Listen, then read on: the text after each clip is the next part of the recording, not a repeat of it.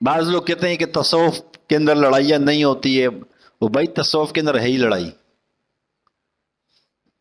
فرق اتنا ہے کہ موجودہ دور میں تصوف صرف نام کی ہے۔ صوفیہ اپنے آپ کو وہ کہتے ہیں جو کتابوں سے پڑھ پڑھ کے کہ صوفیہ کی اصطلاح پڑھ لیتا ہے تو بھائی میں تو صوفی بن گیا۔ یہ اصطلاح سے کوئی صوفی نہیں بنتا، یہ کیفیت سے بنتا ہے، پینے سے بنتا ہے، پڑھنے سے کوئی نہیں بنتا۔ پڑھنے میں اور پینے میں فرق ہے۔ بڑی بڑی کتابیں پڑھ لو تو کیا صوفی بن کے پڑھنے سے؟ نہیں، پینے سے بنتا ہے، مجاہدے سے بنتا ہے۔ ہمارے اکابر سارے صوفی تھے نا، دیوبند تو پورا، دیوبند کا چپڑاسی بھی صاحب نسبت ہوتا تھا۔ کہتے ہیں کہ یہ تو عملیات ہے، یہ لڑائی جھگڑا ہے ہی تصوف کے اندر۔ جس کو اللہ معرفت سے نوازتا ہے سب سے پہلے اس کے سامنے شیطان کو اللہ کھڑا کرتے، مقابلہ کرواتے دونوں کا۔ شیطان کو کراس کر کے تو اوپر جاتا ہے بندہ۔ تو شیطان ناسوت میں گھوم نہیں سکتا، تو ملکوت چلا جائے۔ ہائے ہائے، تصوف کیا ہے؟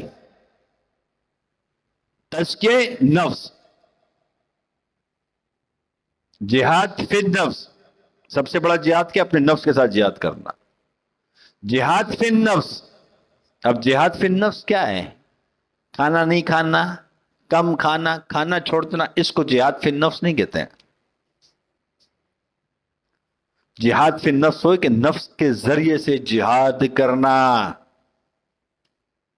نفس کے ذریعے سے لڑنا۔ جیسے نا آج فوج نے ہیک کیا نا سارا سسٹم، اس طرح جب انسان اپنے نفس پر محنت کرتا ہے اس کا نفس بن جاتا ہے، تو یہ بھی ہیک کرتا ہے سسٹم کو۔